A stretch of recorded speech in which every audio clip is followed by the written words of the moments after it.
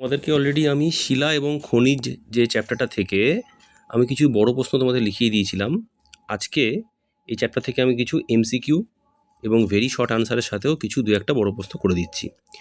প্রথমে দেখো, জীবাশ্ম জ্বালানি তৈরি হয়, দেখো 4টে অপশান দেওয়া রয়েছে, ঠিক আছে? এর মধ্যে উত্তরটা হবে জীবের দেহাবশেষ থেকে। আচ্ছা, বর্তমানে কয়লা প্রধানত ব্যবহার করা হয়, তোমরাই বলো। আমি এখানে 4টে অপশান তোমাদের দেখাচ্ছি। উত্তরটা তাহলে কি হবে? তাপবিদ্যুৎ উৎপাদনে। আচ্ছা, কয়লার প্রধান মৌলটি কি হবে? দেখো এখানে তোমার 4টে অপশান দেখাচ্ছি, দেখে নাও।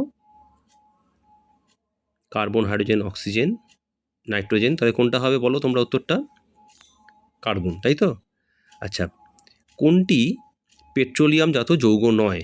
দেখো 4টে অপশান দিচ্ছি, তোমরা উত্তরটাকে নিজেরা ভাবার চেষ্টা করো, তারপর তাও নয় উত্তর আমি দেখিয়ে দিচ্ছি।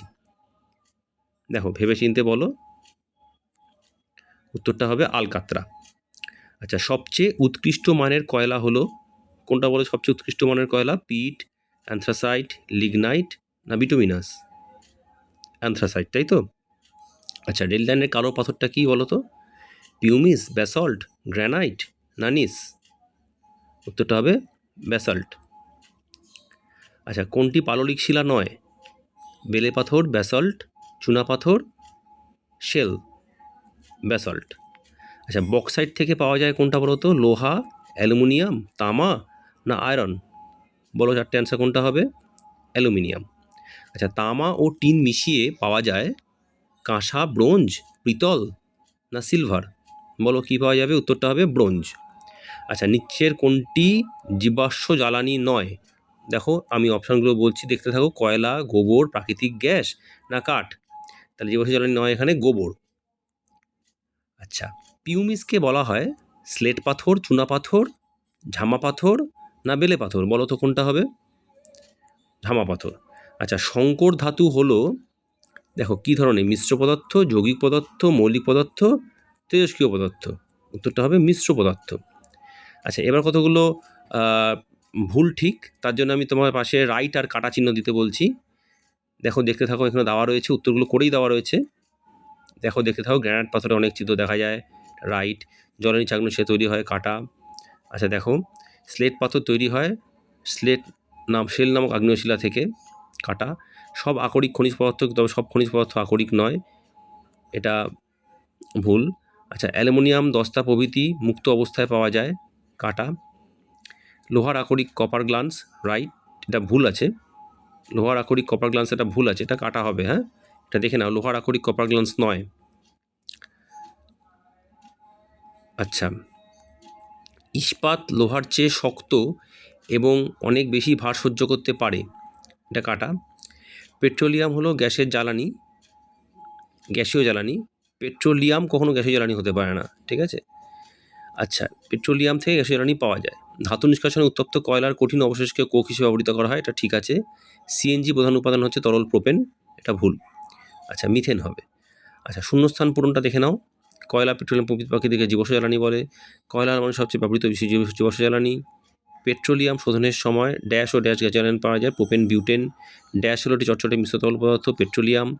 এলপিজি সিলিন্ডারের প্রধান উপাদান হচ্ছে তরল প্রোপেন। প্রাকৃতিক শোধিত প্রাকৃতিক গ্যাসকে বলা হয় সিএনজি। পৃথিবীর গভীরে তরল অবস্থায় পাথরকে কি বলা হয়? ম্যাগমা। আচ্ছা, ম্যাগমা পাথরে ফাটল দিয়ে বেরিয়ে তাকে কি বলা হয়? তখন বলে লাভা। জমাট বাঁধা লাভা হলো আগ্নেয়শিলা। আচ্ছা, পিউমিস পাথরে ছিদ্র দেখা যায়। গ্রানাইট পাথরের পরিবর্তনে কী তৈরি হয়? নিস। প্রকৃতিভাবে প্রাপ্ত ধাতুকে বলে ধাতুর খনিজ বা মিনারেল। যে খনিজ ধাতু থেকে পাওয়া যায় তাকে বলা হয় আকরিক বা ওর। অ্যালুমিনিয়াম ও অক্সিজেন তৈরি আকরিককে বলে বক্সাইট। তামা ও দস্তা মিশিয়ে তৈরি হয় হচ্ছে পিতল। লোহায় মরচে পড়ে কিন্তু ড্যাশে মরচে পড়ে না, কলঙ্কহীন ইস্পাত। ধাতু বা অধাতু তরল মিশ্রণ ঠান্ডা হলে পাওয়া যায় সংকর ধাতু। জীবাশ্মতে অশ্ব কথাটা যেটা আছে তার মানে হচ্ছে এখানে পাথর। আচ্ছা, এবার দেখো একটি বাক্যে উত্তর দাও। সৃষ্টির মুহূর্তে পৃথিবী কেমন ছিল? গরম গলে যাওয়া পাথর তৈরি ছিল। দুই পদার্থিক খনিজ মিলিতভাবে কী তৈরি করে? শিলা। পৃথিবী ও গভীরে পাথর তরলকে কী অবস্থা বলে? তাকে পৃথিবীর চাপ ও উন্নত খুব বেশি থাকার জন্য এটা তরল অবস্থায় থাকে। জমাট বাঁধা লাভাকে কী বলে? আগ্নেয়শিলা। কোন পাথরে অনেক ছিদ্র থাকে? পিউমিস পাথর। পিউমিস পাথরের অপর নাম কি? ঝামা পাথর। সবথেকে নরম শিলা কোনটি? পাললিক শিলা। কোন শিলায় জীবাশ্ম দেখা যায়? পাললিক শিলায়। মূল্যবান ধাতুগুলি কোন শিলাতে খনিজ রূপে থাকে? আগ্নেয় শিলাতে। মুদ্রা ধাতু নামে কোন মৌলটি পরিচিত? তামা। আচ্ছা, পৃথিবী পৃষ্ঠ কী ধরনের শিলা দিয়ে তৈরি? আগ্নেয় ও পরিবর্তিত শিলা। মার্বেল পাথর কী ধরনের শিলা দিয়ে তৈরি? পরিবর্তিত শিলা। ধাতু নিষ্কাশন কি? খনিজ থেকে ধাতুকে আলাদা করার পদ্ধতি। কপার গ্লান্সে উপস্থিত প্রধান মৌলগুলি কী কী? তামা ও সালফার। মিশ্র ধাতু দুটি উদাহরণ দাও। পিতল ও ব্রোঞ্জ। তামা ও দস্তা দিয়ে তৈরি সংকর ধাতুর নাম কি? পিতল। রাংঝাল কী কাজে ব্যবহার করা হয়? গয়নার সোনা ও বিভিন্ন ধাতু জোড়া দিতে। কথাটির অর্থ কি? একটু আগে বলে এসেছি, এটা পাথর। সাম্প্রতিক ব্যবহৃত অজীবাশ্ম জ্বালানি উদাহরণ দাও। যেমন কাঠ, খড়, কাগজ, গোবর। তাপবিদ্যুৎ কেন্দ্রে ব্যবহৃত কাঁচামাল কি? কয়লা। বাতাস ছাড়া কয়লা দহন করলে যে কঠিন অবশেষ পাওয়া যায় তাকে কী কাজে ব্যবহার করা হয়? ধাতু নিষ্কাশনে। কয়লার অন্তর্ধূম পাতনে, এটা রেফ হবে, হ্যাঁ, ধয়ের উপরে প্রাপ্ত তরল অবশেষের নাম কি? আলকাত্রা। এলপিজি কী কাজে ব্যবহৃত হয়? রান্নার কাজে। এলপিজির পুরো নাম কি? Liquefied petroleum gas. পেট্রোলিয়াম পরিশোধনে প্রাপ্ত গ্যাসীয় জ্বালানির নাম কি? প্রোপেন ও বিউটেন। প্রাকৃতিক গ্যাসের প্রধান উপাদান কি? মিথেন। এবার 2-1 বাক্যে উদাহরণ দাও। এটা শিলা কাকে বলে? দেখো শিলা কাকে বলে এখানে লিখে দিয়েছি, তোমরা ভালো করে এটা পুরো মুখস্থ করে নেবে এবং খাতায় লিখে নেবে, ঠিক আছে? দেখে নাও ভালো করে। শিলা কত প্রকার কী কী? দেখো আগ্নেয় শিলা, পাললিক শিলা, পরিবর্তিত শিলা। আগ্নেয় শিলা কত প্রকার? ব্যাসল্ট, গ্রানাইট, পিউমিস 3 প্রকার। আগ্নেয় শিলা কাকে বলে? দেখো এখানে সুন্দর করে এখানে একটা সংজ্ঞা লেখা রয়েছে, এই সংজ্ঞাটা তোমরা দেখে নেবে ভালো করে খাতায় লিখে নেবে। পাললিক শিলা কাকে বলে? দেখো এটারও সংজ্ঞা দেওয়া রয়েছে, ভালো করে খাতায় লিখে নেবে, ঠিক আছে? আচ্ছা, এরপর নানা জলজ প্রাণীর জীবাশ্ম কোন জলস্তরে দেখা যায় ও কেন? দেখো এটা সুন্দর করে লিখে দিয়েছি। জলজ প্রাণীর জীবাশ্ম পাললিক শিলাস্তরে পাওয়া যায়, কারণ ওইসব জলজ প্রাণী মারা যাওয়ার পর তাদের নরম অংশগুলি নষ্ট হয়ে তার উপর পলি জমে জীবাশ্ম তৈরি হয়। আচ্ছা, যে কোনো 2 প্রকার পাললিক শিলার উদাহরণ দাও। বেলে পাথর, চুনা পাথর, এছাড়া জিপসাম, কাদা পাথর, সৈন্যদলম, পাললিক শিলা। খনিজ পদার্থ কাকে বলে? দেখো এখানে লেখা আছে, ভালো করে দেখে নাও। বিভিন্ন শিলাস্তরে বর্তমান যে সমস্ত প্রকৃতিসৃষ্ট বস্তু যাদের একটি নির্দিষ্ট রাসায়নিক সংযুক্তি আছে, বিভিন্ন ধাতু ও ধাতুর মিলিত যৌগরূপে বালি মাটি হিসেবে থাকে, তাকে খনিজ বলে। আচ্ছা, আকরিক কাকে বলে? উদাহরণ দাও। যেসব খনিজ পদার্থে বিভিন্ন রাসায়নিক প্রক্রিয়ার মধ্যে সহজ ও সস্তায় বিশুদ্ধ ধাতু নিষ্কাশন করা হয় তাকে আকরিক বলে, ঠিক আছে? লোহার আকরিক উদাহরণ দিয়ে দিয়েছি। আচ্ছা, সব আকরিক খনিজ কিন্তু সব খনিজ আকরিক না, যুক্তি সহ ব্যাখ্যা করো। এটা খুব ভালো প্রশ্ন।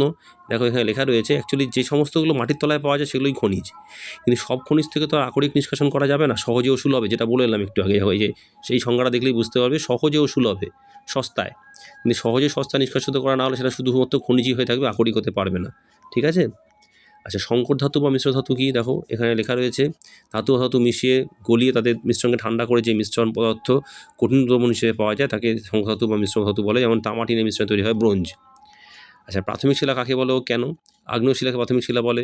যাবতীয় শিলার মধ্যে সর্বপ্রথম সৃষ্টি হয়েছে প্রায় 300 কোটি বছর আগে। প্রিক্যাম্বিয়ান যুগে ভূগর্ভের আগ্নেয় পদার্থ ম্যাগমা লাভার উপর জমাট বেঁধে সর্বপ্রথম সৃষ্ট ভূত্বক গঠন করে, সেই জন্য প্রাথমিক শিলা বলে। জীবাশ্ম বা ফসিল কাকে বলে? দেখো এটা হলো জীবাদেহের আংশিক বা সম্পূর্ণ শিলাবৃত প্রস্তরীভূত অবস্থা ছাপ পড়ে। এই ছাপগুলো সাধারণত পাললিক শিলার উপরেই বেশিরভাগ পড়ে, তাই তো পাললিক শিলা নরম বলে এখানে সংরক্ষিত হয়ে যায়, তাকে জীবাশ্ম বলে। আচ্ছা, সোনার আংটি জল লাগলে বা খোলা হাওয়ায় পড়ে থাকলে পরিবর্তন হয় না, কিন্তু লোহার জিনিসে পরিবর্তন হয়ে মরচে ধরে কেন? সোনার প্রকৃতিতে মৌল অবস্থায় পাওয়া যায়, এটি ভারী, স্থিতিশীল এবং রাসায়নিকভাবে কম সক্রিয়। কিন্তু লোহা আগ্নেয় শিলাস্তরে বিভিন্ন যৌগের সঙ্গে মিশ্রিত হয়ে আকরিক রূপে পাওয়া যায়, রাসায়নিকভাবে সক্রিয়, ভিজে বায়ুতে জলের সঙ্গে বিক্রিয়া করে বাদামি বর্ণের মরচে গঠন করে। তাই লোহাতে জল লাগলে, হাওয়া থাকলে তা মরচে ধরে। লোহার 2টো আকরিকের নাম হেমাটাইট, ম্যাগনেটাইট। দেখো সংকেত লেখা রয়েছে। কয়লার কয়েকটি উপজাত পদার্থের নাম লেখো। কয়লার উপজাত পদার্থ ন্যাপথালিন, স্যাকারিন, আলকাত্রা, কোক, গ্যাস ইত্যাদি। 2টি জ্বালানি খনিজের উদাহরণ দাও। 2টি জ্বালানি খনিজের উদাহরণ হলো কয়লা, তেল ও অয়েল শেল। জৈব শিলা কাকে বলে? জীবজাত পদার্থ, উদ্ভিদ প্রাণী দেহাবশেষ মাটির নিচে চাপে দীর্ঘ সময় ধরে পড়ে থাকলে চাপ, তাপ ও নানান ভৌত রাসায়নিক পরিবর্তনের মাধ্যমে অঙ্গীভূত হয়ে যে শিলা গঠন করে তাকে জৈব শিলা বলে। যেমন জৈব শিলা এক প্রকার পাললিক শিলা, যেমন কয়লা, তেল শিলা ইত্যাদি। আচ্ছা, পেট্রোলিয়াম কি? অগভীর সমুদ্রে পাললিক শিলাস্তরে কোটি কোটি বছর ধরে নানা জলজ প্রাণী মৃতদেহ চাপ, তাপ ও নানা ভৌত রাসায়নিক বিক্রিয়ায় তরল জৈব জ্বালানি সৃষ্টি করে, তবে তাকে পেট্রোলিয়াম বলে।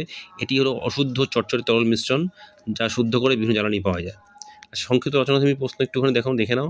এই আগ্নেয় শিলা কীভাবে গঠিত হয়? আগ্নেয় শিলা গঠন পদ্ধতি, মাটির যত গভীরে যাওয়া যায় তত চাপ ও উন্নতা তত বাড়ে। গভীরে, পৃথিবী গভীরে আরও এই উন্নতি এত বেশি যে এখানে পাথর তরল অবস্থা থাকে বলে একে ম্যাগমা বলে। ম্যাগমা যখন কোনো পাথরের ফাটলের বা পাহাড়ের মুখ দিয়ে বেরিয়ে আসে তখন তাকে লাভা বলে, এবং এই লাভা জমাট বেঁধে পৃথিবী পৃষ্ঠের উপর এসে আগ্নেয় পদার্থ হিসেবে আগ্নেয় শিলা গঠিত হয়। আগ্নেয় শিলা বৈশিষ্ট্য: ভারী, কঠিন, শক্ত, সহজে ক্ষয়ে যায় না, স্তরভাগ থাকে না, অন্তর্ভূত শিলা, সূক্ষ্ম উপাদানগুলো এবং খুব ঘনঘনিষ্ঠভাবে থাকে, আগ্নেয়পদার্থ অথবা লাভা জমা হয়ে উত্তপ্ত শিলার সৃষ্টি হয়। এই ভূত্বকের উপর সবার প্রথমে গঠিত হয় বলে এটি পাললিক শিলা বলে। এর মধ্যে জীবাশ্ম দেখা যায় না, তবে মূল্যবান ধাতুগুলি এই শিলায় পাওয়া যায়। আগ্নেয় শিলা অম্লধর্মী বা ক্ষারকীয় উভয় প্রকার হতে পারে। পাললিক শিলা কীভাবে গঠিত হয়? দেখো, পাললিক শিলা প্রাকৃতিক বিপর্যয়, ভূমিকম্প, ভূত্বকালন, ভূমিধস, বিভিন্ন ঘাত প্রতিঘাতে ভূত্বক চূর্ণ বিচূর্ণ হয়ে পলিরূপে হ্রদ, নদী, সমুদ্র জলে সব জমা হয়। ধীরে ধীরে পলিস্তর মাটির নিচে চলে যেতে থাকে। এই বিক্রিয়ার ফলে জৈবিক উপায়ে মাটির নিচে চাপ ও তাপের প্রভাবে পলিস্তর জমাট বেঁধে কালক্রমে তার থেকে পাললিক শিলা গঠিত হয়। এইভাবে প্রাকৃতিক শক্তির প্রভাবে যান্ত্রিক উপায়ে বেলে পাথর, কাদা পাথর, শেল, পাললিক শিলা, নানাভাবে ডলোমাইট, সন্ধ্যা লবণ ইত্যাদি উপায়ে চুনাপাথর, পাললিক শিলা গঠিত হয়। পাললিক শিলার যে উল্লেখযোগ্য বৈশিষ্ট্যগুলো লেখো। পাললিক শিলার বৈশিষ্ট্য হলো, দেখো, সমস্ত শিলার মধ্যে পাললিক শিলা সবচেয়ে নরম, হালকা, ভঙ্গুর প্রকৃতির হয়, সেই জন্য সহজেই চূর্ণ বিচূর্ণ হয়ে ক্ষয়ে যায়। এই সমস্ত শিলার মধ্যে একমাত্র পাললিক শিলার সছিদ্রতা আছে, তাই শিলার স্তরে জল ও খনিজ তেল পাওয়া যায়। পাললিক শিলার মধ্যে কোনো রকম স্ফটিক লক্ষ্য করা যায় না। পাললিক শিলা স্তরে স্তরে সঞ্চিত হয় বলে এই স্তরীভূত শিলা বলে। পাললিক শিলার যে কোনো জীবাশ্ম জ্বালানি, পেট্রোলিয়াম, প্রাকৃতিক গ্যাস পাওয়া গেলেও মূল্যবান ধাতু, তামা, সোনা ইত্যাদির উপর পাওয়া যায় না। ঠিক আছে স্টুডেন্টস, তাহলে তোমাদেরকে সমস্ত প্রশ্ন উত্তরগুলো আজকে চ্যাপ্টার থেকে করে দিলাম। এর আগেও দু একটা চ্যাপ্টার এটার থেকে কোশ্চেন দিয়েছি। তোমরা ভালো থেকো এবং এটা অবশ্যই চ্যানেলটা সাবস্ক্রাইব করে নিও।